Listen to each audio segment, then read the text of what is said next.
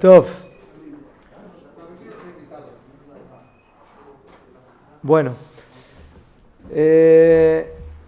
Tov, con antes de empezar el shiur, Bezrat Hashem, Shabbat, Parshat Beshalach, Shabbat Shirah, creo que cae 8 de febrero. Tenemos un Shabbat especial para la Mahlaká en Hebrón, Kiryat Arba y Hebrón. Están todos invitados, Bezrat Hashem. Hay que inscribirse con Shlomo para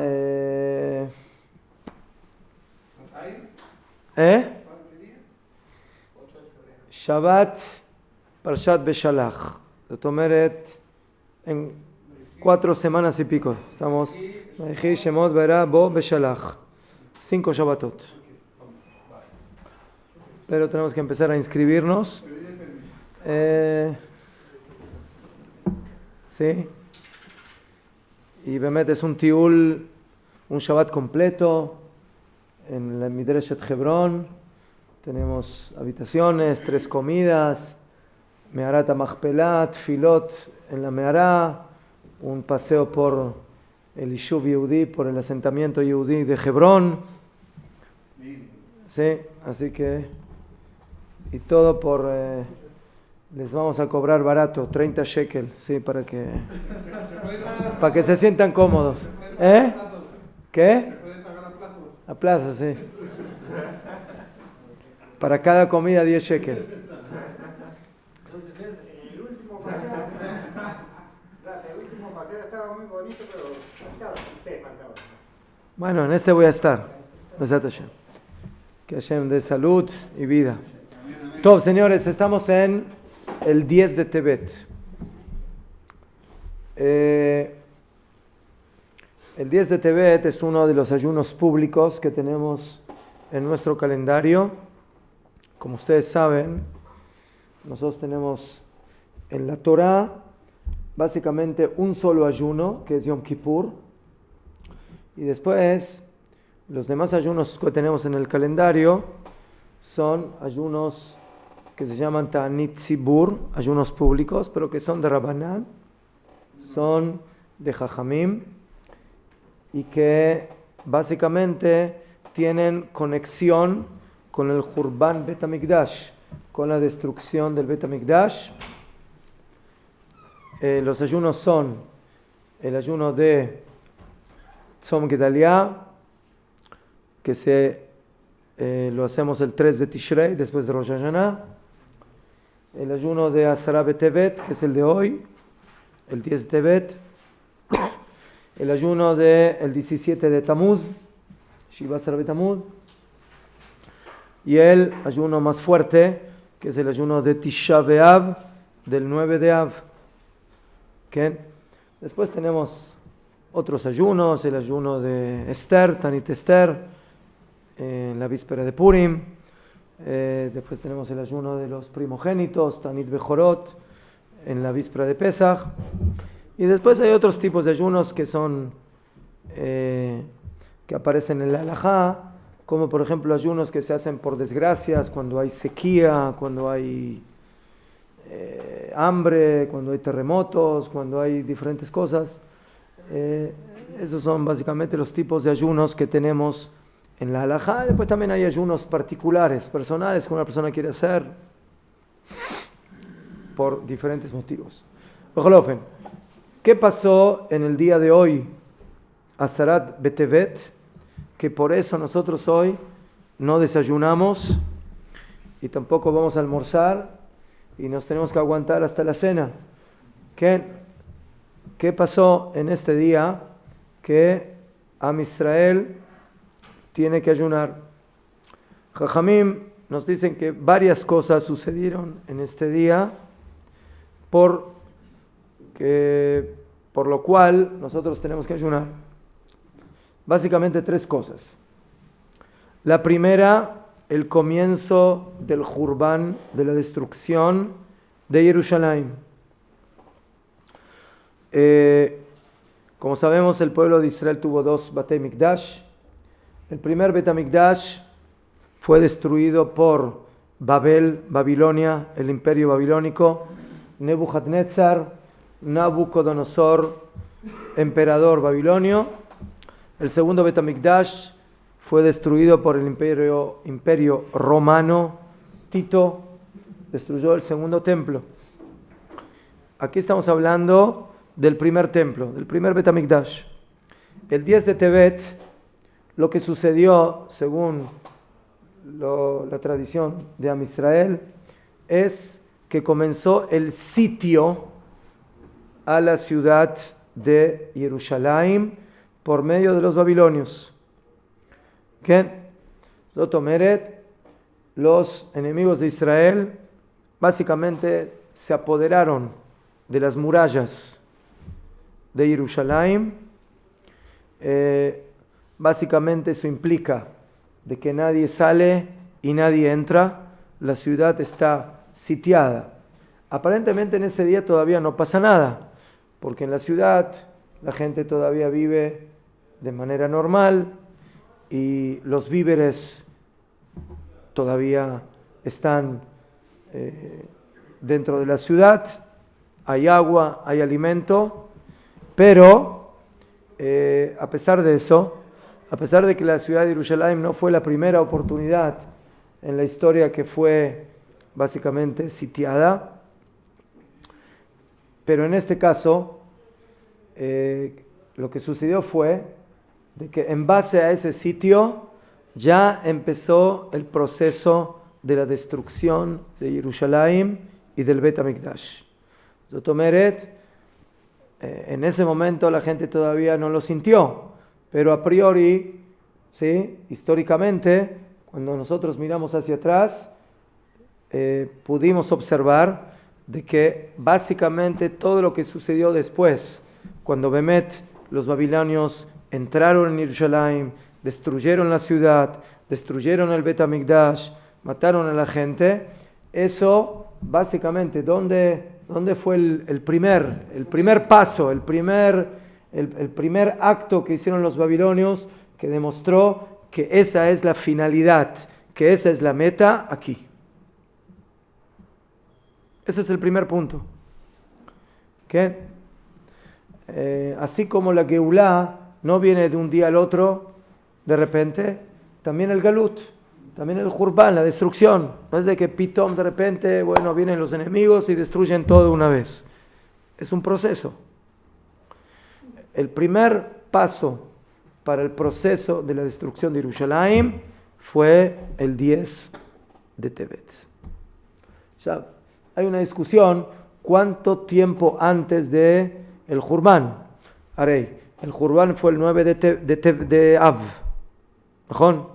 El 17 de Tamuz, 3 semanas antes, quiebran la muralla, entran en Jerusalén.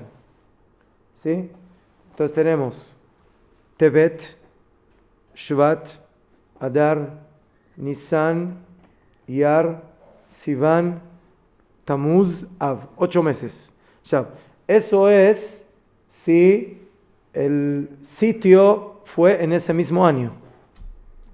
Pero no queda claro si fue ese mismo año. Hay quienes opinan que fue años antes. O sea, el sitio a Jerusalén no fue meses. Hay quienes opinan que fue años. 3 años. ¿Qué? ¿Jon? Muy bien. Tov. Eso es un punto por el ayuno. La segunda desgracia que sucedió en Asara Betevet fue el fallecimiento de Ezra Asofer. ¿Quién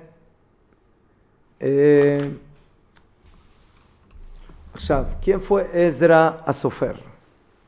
Ezra el escriba. Entonces, con nosotros tenemos que saber que en la historia de Am Israel fallecieron muchas personas y muy importantes. Desde los grandes profetas, Moshe Rabbeinu, Aarón HaKohen, reyes, David HaMelech, los grandes Jajamim, sabios de la Mishnah, de la Gemara. Y nosotros no ayunamos por el fallecimiento de todos esos personajes. Si tendríamos que ayunar por cada día que falleció algún profeta o algún Tana de la Mishnah o algún Amorá de la Gemara, posiblemente tendríamos que ayunar prácticamente todos los días del año. Y nosotros no hacemos eso. Pero aquí de repente, cuando estamos hablando de Ezra a Sofer, sí lo tomamos en cuenta. ¿Ok?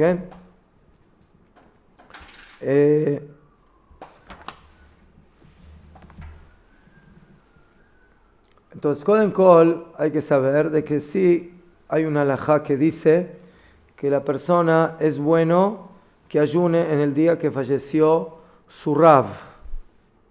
Akabaná su Rav es lo que se llama en la halajá Rav Mubhak. Rav Mubhak significa básicamente el Rav del cual yo aprendí toda mi Torah. Toda la halajá, todos mis conocimientos de Torah. A veces hay personas que un poco aprenden de un Rav, otra cosa aprenden de otro Rav. Aquí estamos hablando de eso. Rav Mubhak básicamente es el Rav de la persona.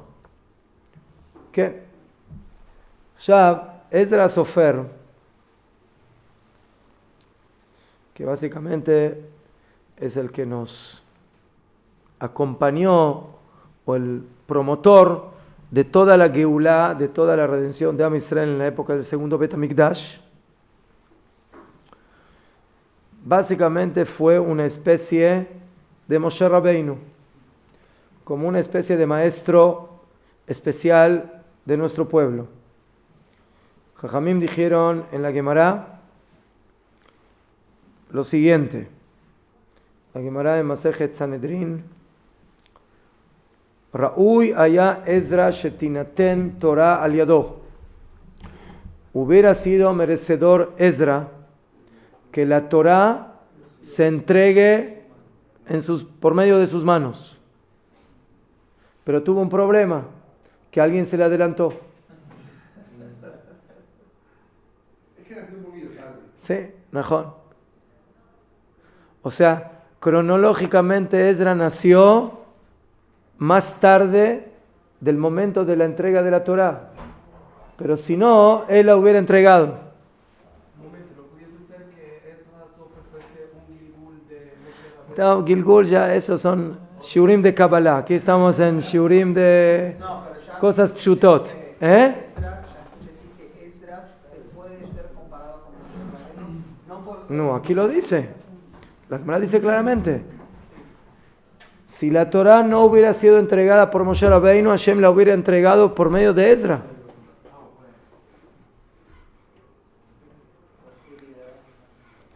¿Qué? Hasta tal punto que la Gemara compara un poco psukim que hablan de Moshe y de Ezra. Por ejemplo, en Moshe está escrito Moshe alá el Elohim, y Moshe subió hacia Elohim.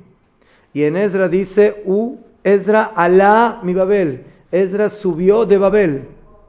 O sea, el concepto de la aliyá hacia Hashem y el concepto de la aliyá a Eretz Israel, la Gemara los compara para decir que eran dos personas comparables en su grandeza.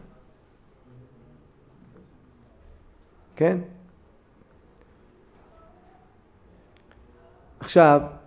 Entonces, Behemet, Moshe Rabbeinu nos dio la Torah y nos dio la Torah Shebichtav, la Torah escrita. Pero, según Jajamim, Ezra a Sofer de alguna manera también nos dio una especie de Torah, que es la Torah Shebe'al Peh, la base de la Torah oral. Entonces, como van que también la Torah Shebe'al Peh es algo que viene de Har Sinai y que Hashem se la dio a Moshe Rabbeinu,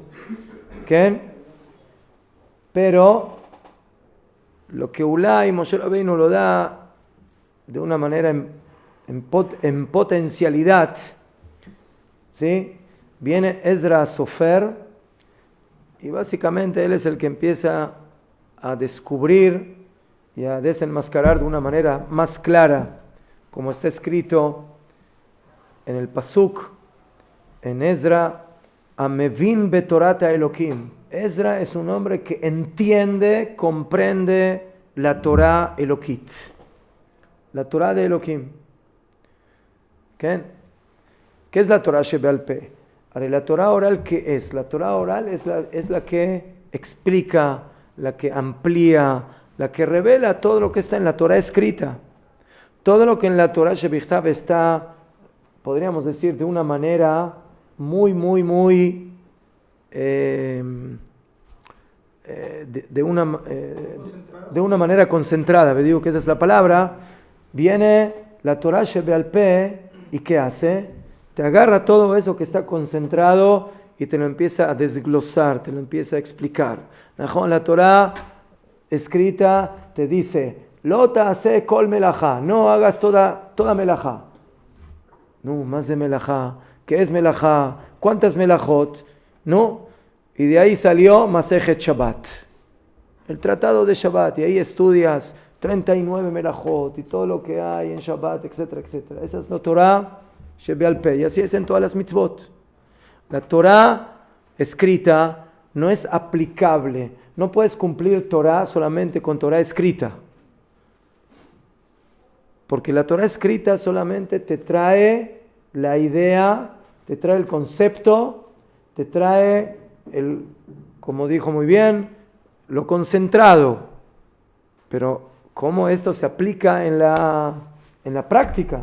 Ahí viene la Torah Shebeal Peh y cómo van todas sus ramas desde la Gemara, Mishnah, Gemara y los Poskim, Rishonim, Aharonim, Shulchan Aruch, etc. עכשיו,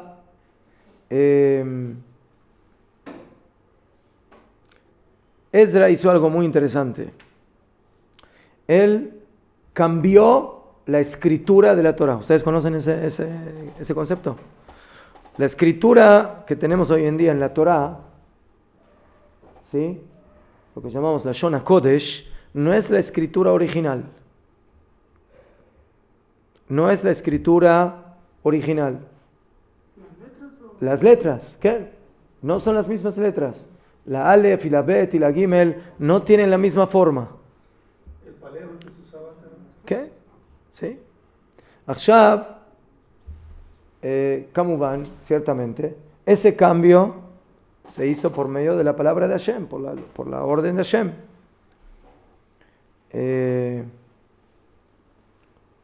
Sí, así dijeron Jajamim en la Gemara, a pesar de que no se dio la Torah por medio de Ezra, Nishtana al yado aktav. Esto no es tan simple. Agarrar una Torah que está escrita en una escritura y darle otra escritura, ¿sí? Si eso no se hace por medio de la palabra de Hashem, eso es algo imposible. Pero Hashem le ordena a Ezra que eso es lo que tiene que hacer. Al pi Hashem. K'muban, es un tema que hay que entender. ¿Qué significa? ¿Por qué se cambia la letra? Más otomeret. ¿Por qué tiene que haber aquí este cambio? Bemet el Rav Kook explica que el cambio de la escritura no es algo técnico. O sea, más de Meshané, si está escrito con esta forma la letra o está escrito con otra forma, ¿cuál es la diferencia? ¿Qué? Entonces, ¿qué es la escritura? ¿Qué hago yo con la escritura? ¿Para qué la tengo? ¿Ah? Sí, más que leer, para estudiar. Jon. Antes de que existían los libros impresos, Jon, ¿con qué estudiaban los Yehudim? Entonces, la Torah Shebichtav, la Torah escrita, la estudiaban del pergamino, de la Torah. Y la Torah Shebeal Peh la estudiaban de memoria. Hasta que se tuvo que pasar la Torah oral también escrito. Yafé. Shab, Entonces, la escritura es un medio ¿de qué? Es un medio de aprendizaje, es un medio educativo. Cuando estamos hablando de Ezra Sofer, básicamente estamos hablando de la época donde comienza el Galut. Entonces, Najón de que Ezra regresa a Eretz Israel y se va a construir el segundo Bet HaMikdash, a Kol Yafé. Pero, Bejolofen, sabemos que el segundo Bet HaMikdash ya no tuvo la fuerza que tuvo el primer Bet HaMikdash.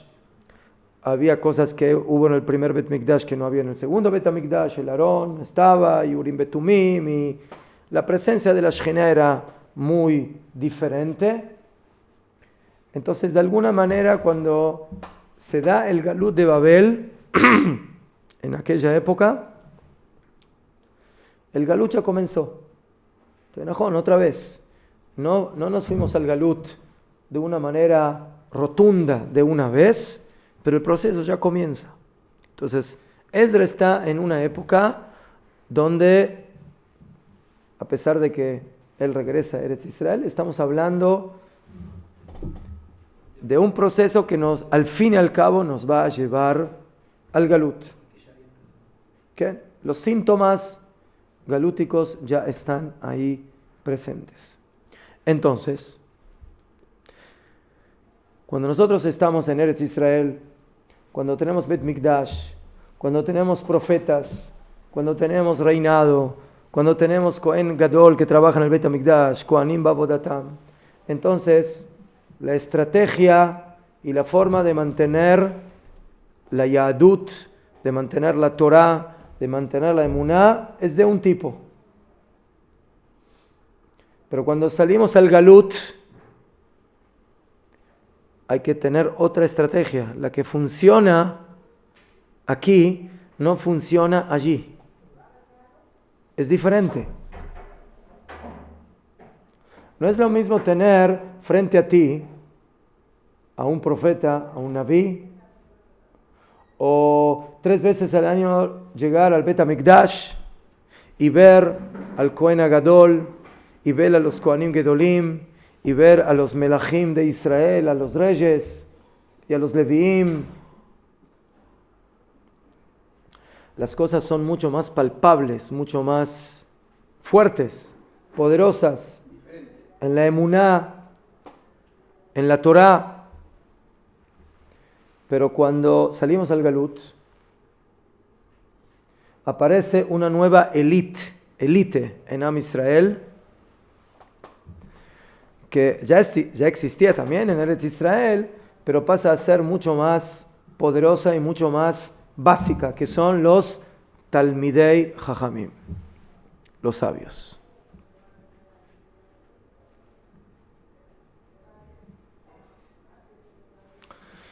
Entonces pasamos de un mundo de nevuá, de profecía, a un mundo de jochma, de sabiduría. Otra vez, no es porque los neviim no eran jajamim y no había jajamim en su época, pero la vida básicamente estaba guiada de manera muy importante por medio de los profetas. Entonces hay que cambiar, dice el Rav Kook, la estrategia. La estrategia educativa de Am Israel cambia. No podemos seguir con lo mismo. ¿Qué? Y Behemet, está escrito en los libros, que cuando estábamos aquí, estábamos en la época de los Nevi'im, de los profetas y del Bet HaMikdash, la vivencia de la Torah era algo palpable. Y por eso Ulay no era tan necesario lo que nosotros llamamos los detalles tan específicos de la halajá. Los Yehudim, ¿para qué cumplían Torah y mitzvot? ¿Sí? Pero todavía no existían todos los detalles y las gezerot y los decretos y demás. Lo que hay gezerot y cosas que son antiguas y algunas ya comienzan con los Nevi'im. Pero ¿en dónde empieza a tener más preponderancia? El detalle específico de cada alajá, de cada mitzvah, de netilat yadayim y de tefilá y de todas las cosas. Cuando salimos al galut. Y eso es necesario. La diferencia entre un naví, Rav Kook dice, entre un naví y un jajam, ¿saben cuál es? El naví ve las cosas de manera general, global. El jajam, ¿qué hace? Él entra en el detalle. Shelah Tová, ¿qué funciona mejor? ¿La estrategia del naví o la estrategia del jajam? Depende de lo que quiera ver. Najón. Depende. Pero nosotros vemos que en el galut lo que funciona y funcionó, que es la estrategia de los jajamim. Najón. El detalle de la halajá.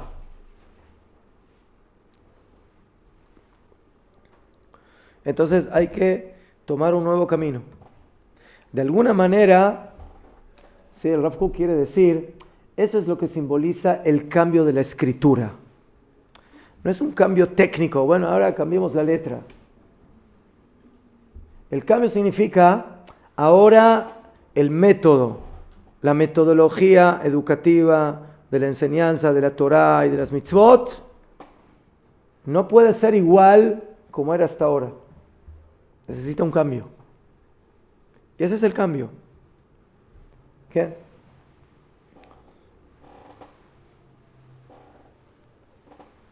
Que en Lemashal, como dice la primera Mishnah en Pirkei Avot, ¿sí?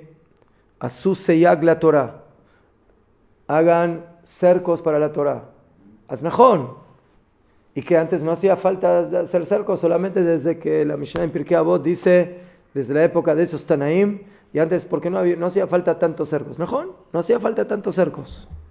Cuando salimos al galut, entonces ahora las cosas están más delicadas.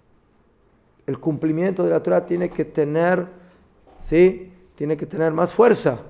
¿Cómo le voy a dar más fuerza a la mitzvah? Poniendo cercos. Ve'amidu talmidim arbe, hay que tener muchos alumnos. Antes había la élite de los jajamim, de los sabios. ¿Sí? ¿Cuántos sabían Torah? La mayoría de Am Israel no sabía Torah. La mayoría de Am Israel era gente que cumplía a veces, pero era más pshutim.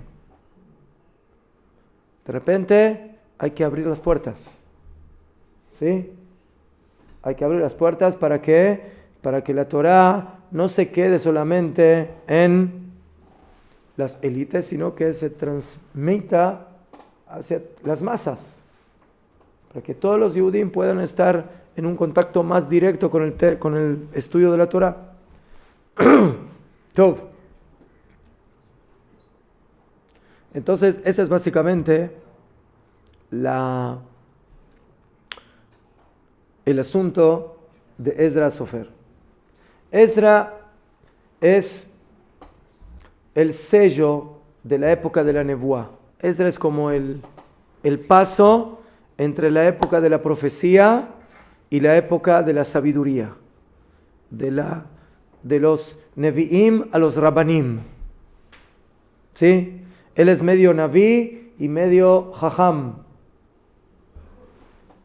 Hay quienes opinan que Ezra es el profeta Malachi, que se considera uno de los Nevi'im Aharonim. ¿Qué? Y por eso él es el puente de dos mundos, de dos épocas de Am Israel, donde por un lado el Naví, sin ninguna duda, es más grande que el Jajam, porque él habla con Hashem, tiene contacto con Hashem, escucha la palabra de Hashem, el Jajam no. Pero por otro lado, Jajamim dijeron, Jajam adif mi Naví. Sotomeret, el Naví es más grande que el Jajam. Pero Tajles, ¿A quién le hacen más caso? ¿Al Naví o al Jajam? Al Jajam. A los Nevi'im nunca les hicieron caso.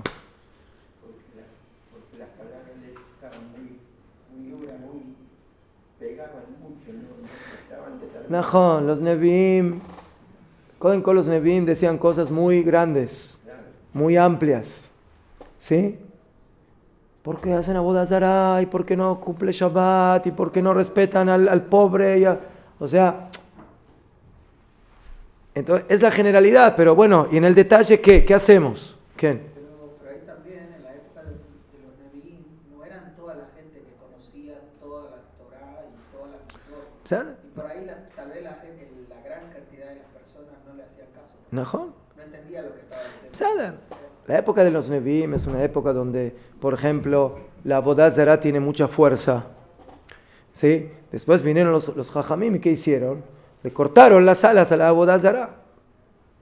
¿Sí? Esto va de la mano. Cuando hay Nevuá, hay Avodah Zará. No hay Nevuá, no hay Avodah Zará. ¿Sí? El sipur famoso del rey Menashe. ¿Menashe era? No, Yerobam. Levantaba sus... Sí, Najón, que levantó su túnica, Najón, y le dijo el jajam, no me acuerdo qué jajam era, que estaba estudiando, y dijo, bueno, mañana vamos a estudiar de nuestros compañeros, o sea, vamos a hablar de Yerobam, y entonces se le presentó en el sueño y le dijo, compañero, yo soy toco aquí, ¿quién eres tú para ser mi compañero? ¿Sí? Entonces explican ahí Jajamim de que Yerobam le dijo al Jajam, si tú hubieras estado, Yerobam fue un profeta, un rey idólatra, le dijo, yo fui idólatra, si tú hubieras estado en mi época, me hubieras levantado la túnica para que pueda correr a la Avodah Zará. ¿Sí? Tú correrías hacia la Avodah Zará, más que yo. O sea, tenemos que entender que la Avodah Zará era algo que tenía mucha fuerza, ¿no es? Hoy en día lo vemos como algo pagano, como algo que no tiene sentido, pero en la época donde la Avodah Zará era poderosa, ¿sí? ¿Sí? Cada época tiene su Avodah Zará. ¿Ustedes conocen el Internet? ¿Saben lo que es el Internet? ¿Escucharon hablar de eso? ¿Ah? ¿Escucharon hablar del WhatsApp? ¿Del Facebook? ¿Escucharon hablar? ¿Eh? ¿En qué época vives tú? Top. Bekitzur, entonces los Jajamim tuvieron éxito en lo que los Nevi'im no tuvieron éxito. Afirmo que los Nevi'im son más grandes que los Jajamim. ¿Qué? Entonces, esa es la diferencia. El Naví influenciaba en el pueblo, no en el shiur, no, él no daba clases, él no enseñaba, él hablaba de Akadosh Baruj Hu, él hablaba de la emuná, de la Torá, ¿sí?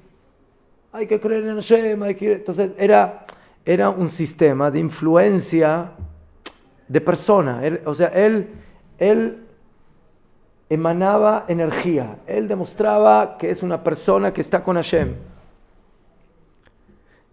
Esa es la nevuá. El jajam, ¿sí? El jajam puede ser una persona que no tiene mucho carisma, pero te enseña qué hacer, cómo hacer, ¿sí? Cómo te lavas las manos, derecha, izquierda, ¿sí? Que no agarres muktzeh, que no... Entonces, él te enseña los detalles del comportamiento práctico.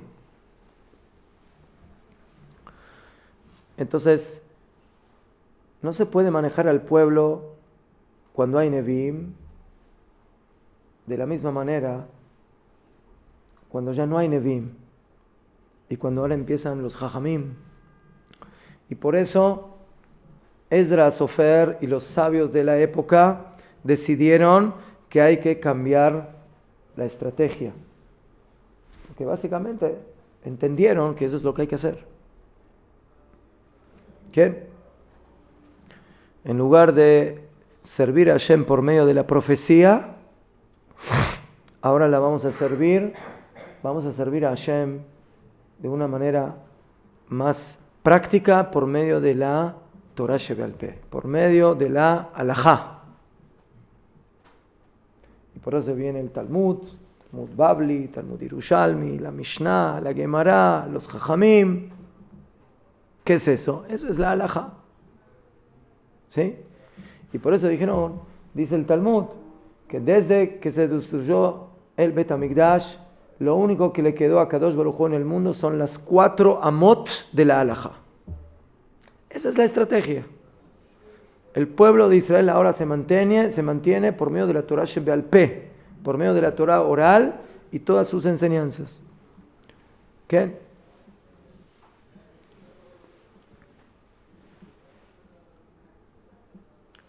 Muy bien.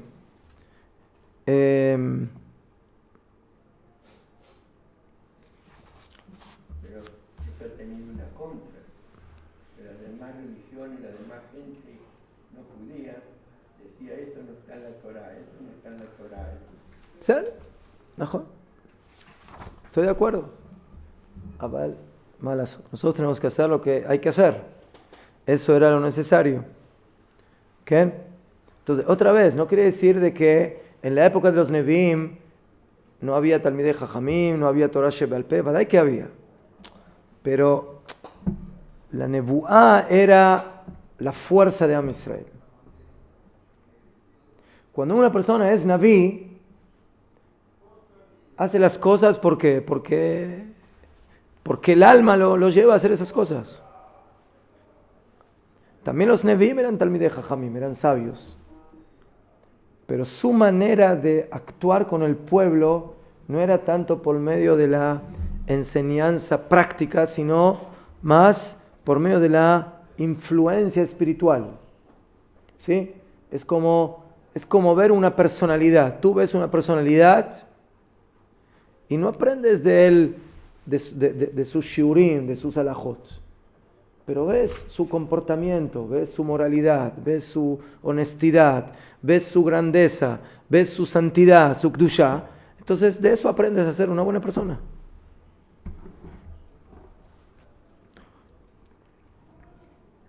Desde Ezra, Anshei Knesset Agdolá, empieza el mundo a tener esa estrategia. ¿Qué? Muy bien.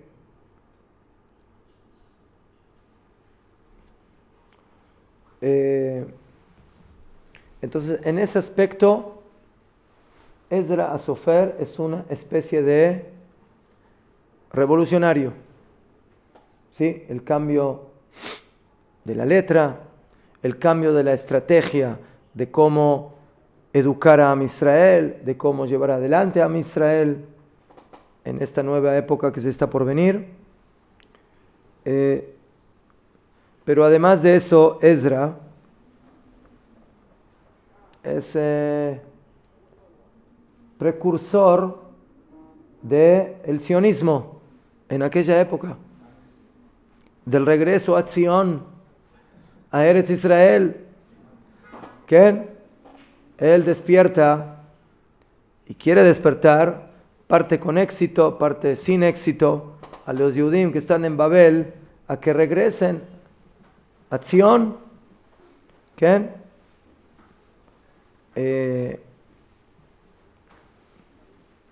Entonces, Ezra Sofer básicamente también ocupa ese lugar. ¿Qué?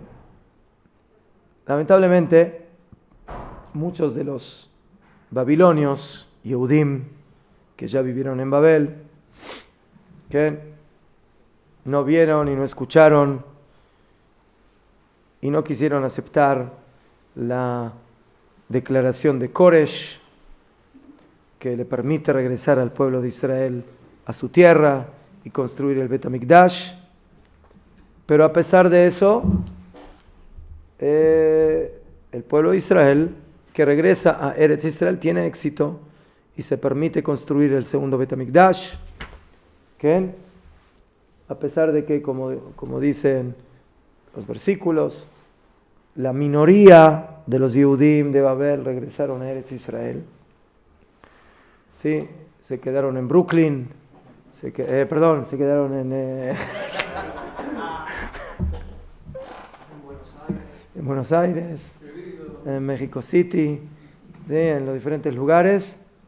¿Quién? Y como dice también la Mishnah, ¿no? Y como dicen los Psukim, ¿con quién volvió Ezra? Ezra no volvió con los más grandes del pueblo, al contrario, se vino con todos los, ¿cómo se dice? Los de segunda, tercera, cuarta y quinta. ¿Ah? Esos son los que quisieron venir, Malazot. ¿Sí? La crema se quiso quedar en las yeshivot, estudiando ahí en Sura, Pumbedita. La historia se repite. Ajá, eso. Ajá. Pero de ahí se da la segunda Geula, de ahí se da el segundo Bet HaMikdash. ¿Quién? Entonces, vemos aquí que Ezra Sofer básicamente trabaja en ambos ámbitos. En el ámbito de la Torá, en el ámbito de la educación, de la transmisión de la palabra de Hashem, por medio de esa nueva estrategia de estudio, de meticulosidad en cada halajá, en cada paso, pero por otro lado, él también inculca de que el pueblo de Israel tiene que abandonar el galut, tiene que volver a Eretz Israel y tiene que hacer todo lo posible para hacer su vida aquí, en la tierra de Hashem, y construir el Beit HaMikdash. Ese es el segundo punto. El tercer punto, después del primero, que es el sitio de Jerusalén y es el fallecimiento de Ezra Sofer, es el Targum, la traducción de la Torá al griego. ¿Cómo? La Septuaginta. ¿Qué? Talmai Amelech reunió 72 jajamim y los puso en 72 habitaciones diferentes y les dijo: por favor, estimados sabios, tradúzcanme la Torah. Ustedes saben que traducir la Torah es algo terriblemente difícil. ¿Qué? Y si hay 72 sabios que están en una habitación, cada uno en su habitación, posiblemente, ¿cuántas traducciones vamos a tener luego de eso? 200. Barur. ¿Sí? Y el Talmud dice: Lo haya yom kasher Israel que on shenesá bo ha'egel. Que ese día fue tan duro como el día del becerro de oro. Así dice Masejet Sofrim. Entonces, tenemos que entender, Bemet, ¿por qué no traducir la Torah? ¿Qué? Ahora, la Torah también es una enseñanza muy importante para las naciones del mundo. ¿Qué? ¿Acaso nosotros no queremos que nuestra Torah alumbre también a las 70 naciones, a todos los pueblos, que los pueblos se eleven en su nivel? Akadosh Baruj Hu le dijo a Abraham Avinu: tú vas a hacer la brajá de todas las familias de la tierra. ¿Qué? Tú vas a ser el corazón de las naciones. ¿Qué? Y no solamente eso, Hazal explican de que Bemet la Torah fue entregada en 70 idiomas desde un principio. Entonces, ¿cuál es la desgracia tan grande que vieron Jajamim en el Targum, en la traducción del Tanaj al idioma griego? Entonces, con Kol, tenemos que saber, ciertamente, Bemet la Torah también tiene su parte universal. ¿Qué? Zenajón. Pero por otro lado, Jajamim dijeron que un goy que estudia Torah merece pena capital. Entonces, ¿cómo se entiende esto? ¿Cómo la Torah si es para los goyim o no es para los goyim? ¿Qué? Entonces, Najón. En forma general, hay mensajes en la Torah que como van son universales. No matarás, no harás adulterio, idolatría, no robarás, ¿verdad? Y todo eso, hay muchas cosas en la Torah que sí tienen su aspecto universal.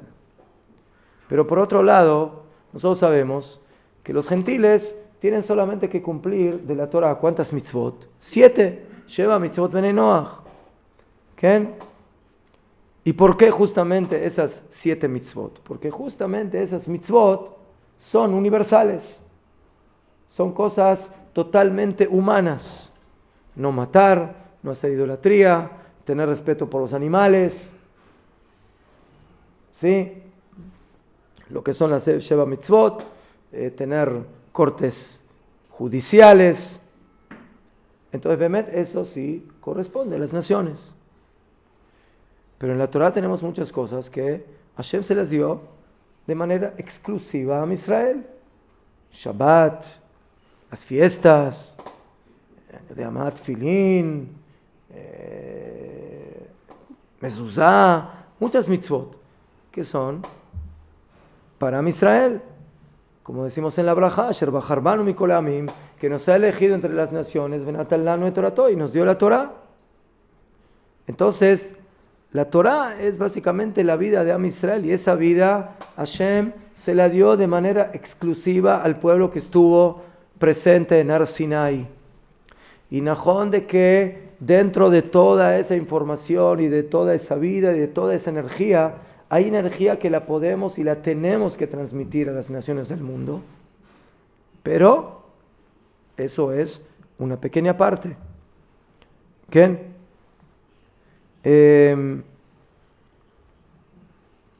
Entonces, cuando yo traduzco la Torah a otro idioma, ¿qué es lo que pasa a la fuerza? La Torah, cuando es traducida a otro idioma, de alguna manera deja de ser original. Perdió su originalidad. ¿Sí? De alguna manera es una Torah adulterada, una Torah falsificación. Es una falsificación. ¿Falsificación? Porque los dichos de la Torah, las palabras de la Torah, los psukim de la Torah que te quieren enseñar algo, fueron dichos en la Lashon HaKodesh porque esa es la enseñanza que Hashem quiere, y esa enseñanza únicamente se puede dar con esas palabras, con esos versículos, y no de otra manera. Ya de aquí entendemos otra cosa. ¿Qué? ¿Por qué tenemos 2 Torot? El pueblo de Israel tiene Torah escrita y Torah oral. ¿Por qué tenemos Torah oral? Escribamos todo. ¿Para qué necesitamos Torah oral? O sea, al final resultó que también la Torah oral la escribimos, pero originalmente esa Torah es Torah oral. ¿Por qué necesitamos Torah oral? ¿Por qué no podemos escribir todo? Entonces, Koden Kol, hay quienes explicaron, es imposible escribir todo. ¿Cómo vas a escribir todo? No puedes. Toda la Torah, todos los detalles, la Torah tiene que ser una síntesis de la idea. Y lo demás se debe transmitir de manera oral.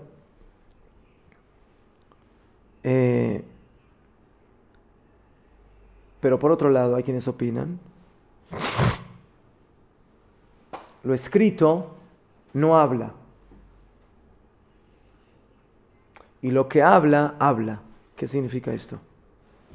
Cuando tú vas a tu Rav y el Rav le preguntó a su Rav y su Rav a su Rav y te explican algo, eso no lo puedes transgiversar. La lectura, la palabra, ¿sí? Si la traduces, la puedes traducir mal. Y eso provoca un cambio total en el entendimiento y en la comprensión de esas palabras. ¿Sí? Afilu, cuando está escrito, las cosas se puede transgiversar. ¿Cómo? Por ejemplo, ¿cómo leo las palabras no matarás? Yo las puedo leer así. Lo tirtzach, no matarás. O puedo leerlas así.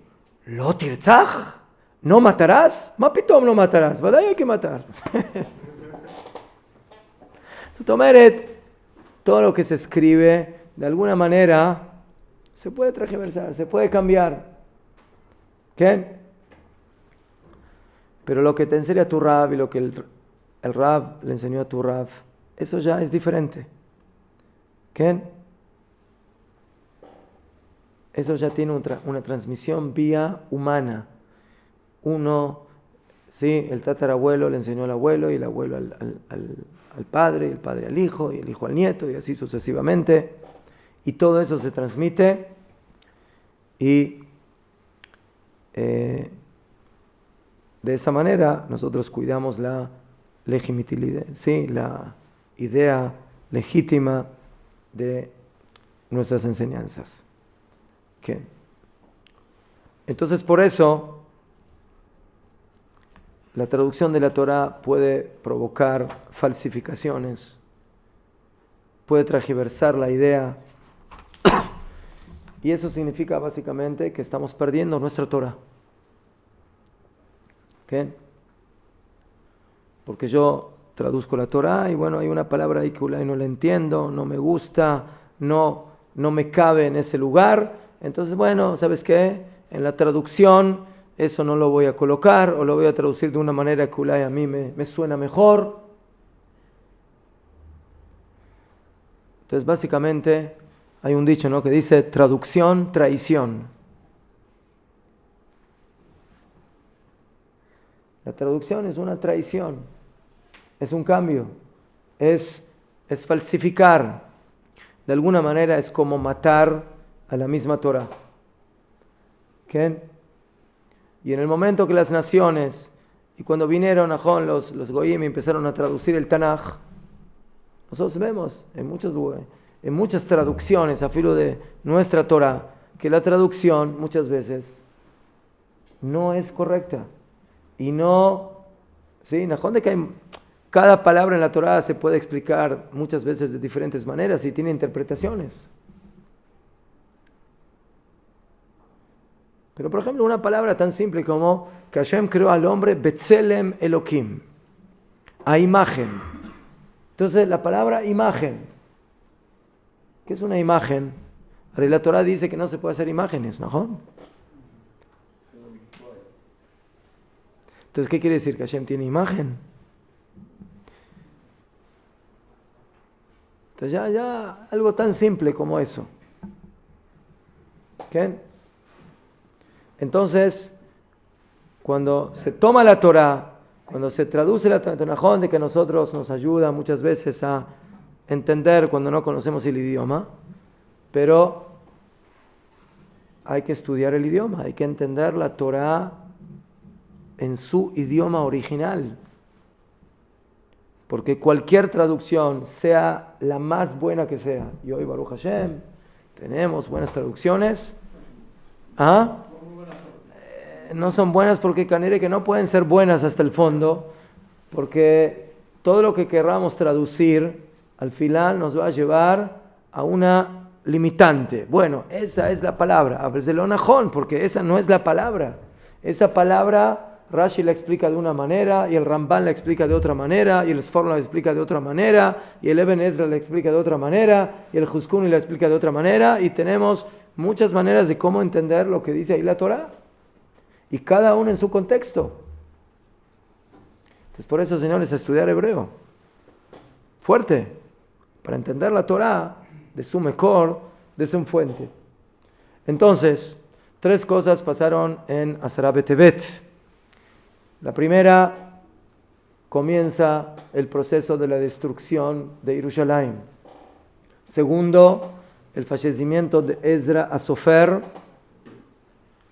que básicamente fue la continuidad y el comienzo de la Torah Shebe'al Peh, de la Torah oral, y el tercero es la traducción de la Torah al griego. Estas tres cosas básicamente las podemos ver, ulay, como una sola, que es una especie de mini y autodestrucción del pueblo de Israel.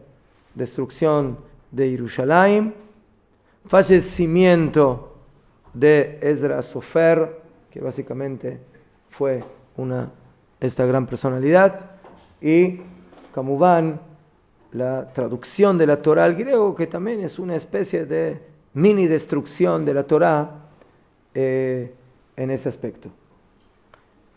Para terminar, todo esto tiene una función. ¿Por qué ayunamos? No ayunamos solamente para adelgazar o para recordar. Nosotros ayunamos porque nuestra visión es futura, porque queremos aprender algo de los motivos por los cuales ayunamos para letaken, para traer tikkun. ¿Qué? Y por eso dice el Rambam de que por medio del recuerdo de lo que sucedió en el pasado, eso nos permita hacer teshuvah y mejorar nuestros caminos y hacer tikkun. ¿Qué? Entonces, si eso es lo que tenemos que hacer por medio del ayuno, pensemos qué es lo que podemos hacer nosotros a nivel personal, en base a los motivos por los cuales se fijó este ayuno. Entonces, si el primer motivo es de que empezó el sitio a Jerusalén, que su motivación es la destrucción de Jerusalén, entonces, ¿qué tenemos que hacer? ¿Najón? Tenemos que reconstruir a Jerusalén. Entonces, todos los que estudian aquí en Mahol Meir, ¿qué están haciendo? Están reconstruyendo Jerusalén, dándole vida a Jerusalén. Beseder. Los que no podemos vivir en Jerusalén, vivimos en Tel Zion, pero venimos a estudiar a Jerusalén. Gamzetov. ¿Ah? Sí, al fin y al cabo, no vivimos físicamente en nuestra casa, pero estamos aquí. Presencia. ¿Sí? Cuando la gente habla de del tráfico que hay todos los días para entrar a Jerusalén. Todo el señor Shimon y yo nos quejamos todo el día. Y hay personas que dicen, qué brajá, que para entrar a Jerusalén hay tráfico. Había épocas que aquí no vivía un alma, nadie, estaba todo destruido. Y ahora para entrar a Jerusalén y llegar de una punta a la otra de Jerusalén tienes que viajar 1 hora. ¿Mejor? No, yo una vez, viajé de un barrio de aquí a un barrio al sur de Jerusalén. Me tardó como 45 minutos llegar. Baruch Hashem. ¿Qué? Cuando el Ramban hace 900 años llegó aquí a Jerusalén y no encontró a nadie aquí, no tenía minyan. Imagínense, ¿encontraron algún minyan en Jerusalén aquí últimamente? Entonces, ellos quisieron destruir a Jerusalén, nosotros construir, vivir. Desayunamos aquí. ¿Sí? Falleció Ezra, que es el fundamento de la Torah. Entonces, ¿qué tenemos que hacer? Venir a Mahol Meir, estudiar Torah, reforzar nuestro conocimiento de Torah. Y el tercero, si la Torah fue traducida al libaní, entonces, ¿qué tenemos que hacer? Tenemos que buscar cómo liberarnos de esas influencias. Ahora pasó Hanukkah. ¿Mejor? Entonces, ¿Hanukkah qué es? Hanukkah es la victoria del judaísmo en contra del helenismo.